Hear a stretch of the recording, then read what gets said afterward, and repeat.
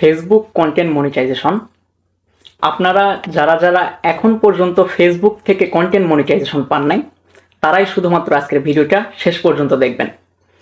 2025 সালের নতুন নিয়ম অনুযায়ী ফেসবুক কিন্তু জানুয়ারি মাসের 25 তারিখের পর থেকে সবাইকেই ফেসবুক কন্টেন্ট মনিটাইজেশনের জন্য ইনভাইটেশন দিতেছে এবং ইতিমধ্যে কিন্তু অনেকেই পেয়ে গেছে।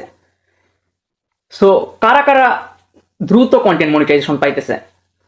আপনি যদি দ্রুত কন্টেন্ট মনিটাইজেশন পেতে চান সেক্ষেত্রে কিন্তু আপনাকে অবশ্যই অরিজিনাল নিজের ভয়েস এবং নিজের ফেস দিয়ে ভিডিও তৈরি করতে হবে।